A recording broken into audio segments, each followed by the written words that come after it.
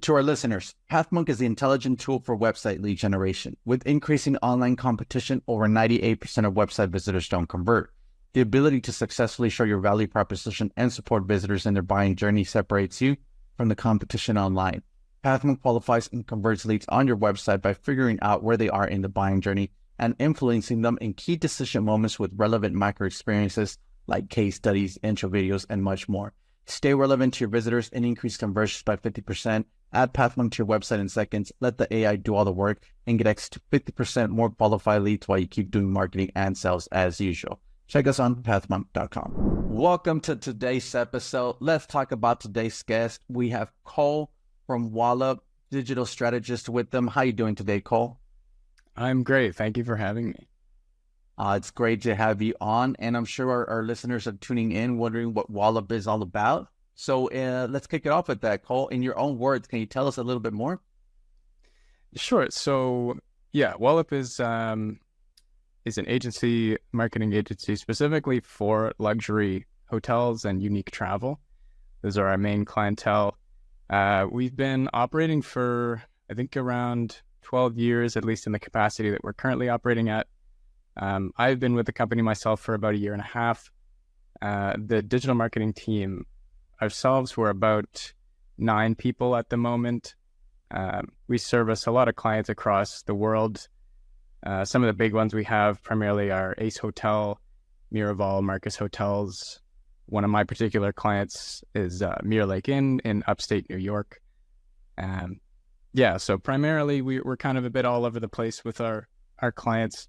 Tend to serve pretty much luxury hotels. We have a few big ranches in southern United States, but primarily, that's what we do. All right, awesome. Great to hear that from Wallop. Now, so that way our listeners that are tuned in could get a good understanding of your company. What would you say is a key problem that you solve for clients? We handle all of their digital strategy, essentially. So any marketing that they have with regards to the internet, any SEO, creative, any advertising, anything all and above, we handle for them. Particularly just the internet. We are not a social media agency. I will make that clear. So we do handle all of the digital strategy. We work a lot of the times in more of both a consultancy role and also just in an active agent role. So we do work very closely with our clients to actually provide strategy for them on an ongoing basis. And generally speaking, the problems that we like to solve are just helping them get direct bookings to their venues. Definitely. And I don't want to assume here, but is there a certain segment vertical or another vertical that you guys like to focus, or is it just in the luxury hospitality? We are very niche. We have a very niche clientele. Yeah, it is luxury hospitality. Yeah. Awesome. Great to hear. And so then how would someone in the luxury hospitality find out about you guys? Is there a top client acquisition channel that you guys like to focus on? So primarily with any of our B2B marketing endeavors, because I actually worked on this firsthand since January of 2023. I was doing all of the a lot of the outbound marketing for Wallop. We have a sales team, so they, as you would know, would have their own channels of reaching out to people, cold calls. We use services such as lead forensics to try and monitor traffic coming to our website. That way we have some intent-based data to actually base our cold calls off of, so we actually know who we're talking to before we even talk to them, which is very, very helpful. And that also gives us a bit of an idea of what they're looking at on our website when they do visit. So we've got a bit of info there. We also have some ads, and any of our SEO that we have going out for our own website tends to bring in, at least a few clients a year. But primarily our main source of client acquisition is from our sales team. Yeah. Definitely. And talking about some SEO efforts, and I'm sure they go onto your website. I am here on the website for our listeners. We're in the luxury hospitality business. Check them out at wallop.ca. What role does a website play for your client acquisition, Cole? Oh, I mean, I'd say it's really the first page of us that they get to read, kind of. It's being a marketing agency, we like to think that our SEO is quite good. At least we like to think that people can find us quite easily if they want to. That is the whole point, I suppose. But yeah, I mean, we try and use our website as a representation to our clients of like, this is the kind of, I guess, experience that you would have if you were to work with us, because we also do have a development team and we build websites as well, not just the digital marketing. But yeah, we actually just launched a brand new website. We've been working on that internally for quite some time. So very, very pleased to have that up and running. And yeah, I'd say the website is very important, really, for any business, actually. It's kind of, the main face of your business for a lot of people.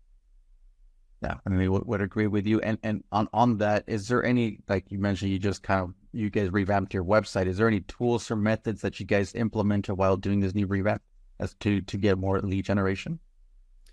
So, while I wasn't too directly involved with the development of our new website, obviously we do talk about it internally as a team, like to pass on ideas, so on and so forth.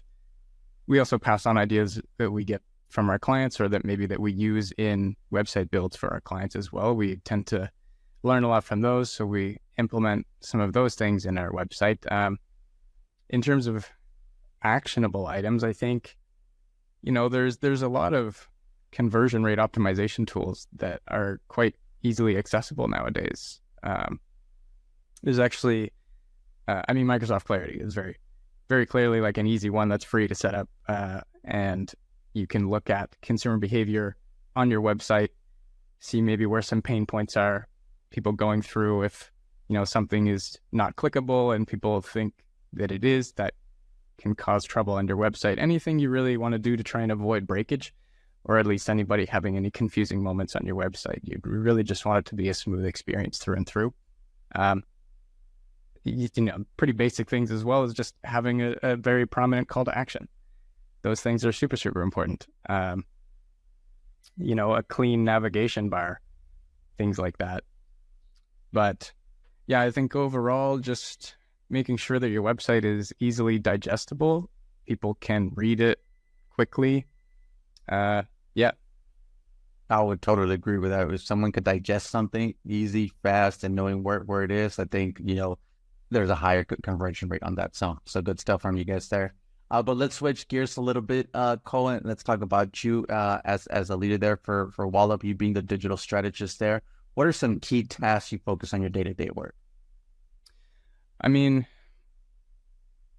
yeah, I'd say like 3 things that I tend to do day to day would be, it's mostly creative work, analytics, and just human relationships, really. That's kind of what I do every day. Things like ad writing would be creative. I do a lot of back-end internet data research, a lot of reporting for our clients, as well as for Wallop. And even just managing people, managing human relationships, being a very sociable person can get you quite a long ways in marketing. That's generally my day-to-day. All right. Awesome. Great to hear that from you. But let's switch then, Cole, here to our next section, which is a rapid fire question round. You ready for them? Sure. Awesome. All right. First off, Cole, what is the last book that you read? Oh, last book I finished reading was Song of Achilles by Madeline Miller. That's an interesting one. It's, it's a novelization of the Iliad by Homer, so the Greek mythology, the Trojan War. But ended up being more of a romance story, which was quite cool. I enjoyed that thoroughly. I think in terms of like a business book that I've read would be probably Good to Great by James Collins. That's a good one. I would recommend to anyone who's really just getting into businesses, especially startups or small businesses. Small to medium-sized businesses can, I feel like, learn a lot from that book. Crossing the Chasm by Jeffrey Moore is another good one that kind of talks about a lot of the same ideas as Good to Great. In terms of, I guess, general help books, I would say maybe Selected Writings and Discourses by Epictetus, anything by Epictetus. Very, very famous Stoic philosopher. I love him. Love his work. But yeah, if you want more of a condensed version of that, probably The Art of Living by Epictetus is a good one. You can pick that up at any bookstore. It's a very quick read. You can gas through that in like 2 hours. It's a very quick book, but also a good one that I think everybody should read. They actually used to put it in the pockets of soldiers in World War I. They used to give them that book just to help them by like surviving the trenches. Yeah. It's quite fascinating how Stoic philosophy has really been ingrained in our history as in North America. But yeah. Oh, one other book too is The Anomaly by Hervé Letellier. It's a French translated book. That one is really, really good. Will really subvert your expectations of what science fiction can be in the modern day. I highly, highly recommend The Anomaly if you are into any kind of science fiction. Yeah, that's a very original story. That's all right. Great reads there for our listeners. You know, like mentioned, if that the art of how was it called? Art of the Living. Yeah. Art. It's a quick read. I think that would be good for our listeners there. So thanks for that, Cole. Well, next up, what is one single thing that your company's focused on at the moment the most? Yeah, I mean, definitely we just brought in quite a large new client. So we've got about 30 new properties that we're going to be onboarding and working with.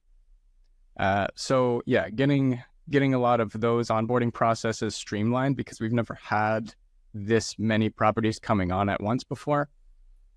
Definitely something that we're working on as an entire organization is getting all hands on deck for that, getting prepared for that. Yeah. Definitely, that's huge. So definitely all hands need to be on deck for that. Some great stuff from you guys there. Next up, Cole, if there would be no boundaries in technology, what would be that one thing that you want to have fixed for your role as a marketer today? Yeah, I mean, if we're talking no boundaries, would be nice if Google and Meta products worked all the time. I tend to be using a lot of those day to day. Google does tend to bug out sometimes. The reporting platform that we use is Google Data Studio, or I guess now it's called Google Looker Studio.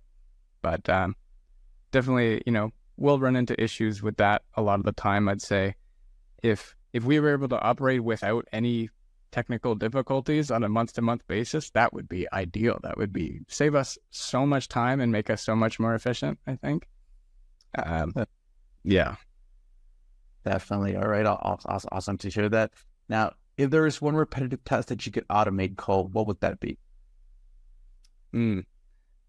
Yeah, I guess for my personal day-to-day, probably anything around just tracking billable work does tend to be quite time-consuming in your day-to-day. But it is important. It's important to have a proper accounting of the work that you do. Obviously, especially in a remote environment where that can be forgotten quite easily at the end of the day. You might think back and like, oh, actually, what did I get done today? So kind of just being on that throughout the day does tend to be quite time consuming. If that was something that I could automate, that would make my life a hell of a lot easier. It would be very nice. Definitely. All right. Awesome to hear that. And well, Cole, lastly, what is one piece of advice that you would give yourself if you were to restart your journey as a marketer today? Yeah, I mean, something I've kind of struggled with as a young adult in the professional industry, especially in marketing, is just sharing your voice. If you have inspiration for something or even intuition about something, don't be afraid to share that. I know for the first few years of my career, I certainly was a bit trepidatious around sharing ideas to executives or management. But I would just say to any young person, just don't be afraid to share your thoughts and feelings. This is how innovation happens. It comes more from young people than it does from anybody else. I would say I mean, I got the sentiment from Hideo Kojima. If anybody knows who that is, he has a podcast that's quite good. He's a very famous video game designer director. Made the Metal Gear Solid series, if you've ever heard of that. But yeah, very intelligent guy. He's the one that kind of gave me that idea to really just open yourself up as a young person. Let your inspiration be heard, and don't be afraid to share with people, despite if they're your boss or the CEO of the company or anything. Just, let them know what you're thinking, because, at the end of the day, they hired you, and they probably want to hear that stuff.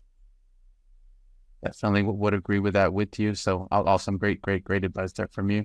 Cole, well, thanks a lot for being on the show with us today. I do want to give you the last word. If someone forgets everything about the interview today, what is that one thing they should remember about your company? Yeah, I mean, just be inspired. I think Wallop at the end of the day is all about just trying to connect people with, these experiences that can be life-altering. So, yeah, just don't be afraid to be inspired, and kind of just have fun with it all, honestly. That's if I could give number one thing to anybody, just have fun with it all. It really is all just fun at the end of the day. So. Definitely. Thank you so much for that. Well, Cole, thanks a lot for being on. To our listeners, thank you so much for tuning in, and looking forward to our next episode at PathMonk Presents. Thanks a lot, Cole. Thanks, Ernesto.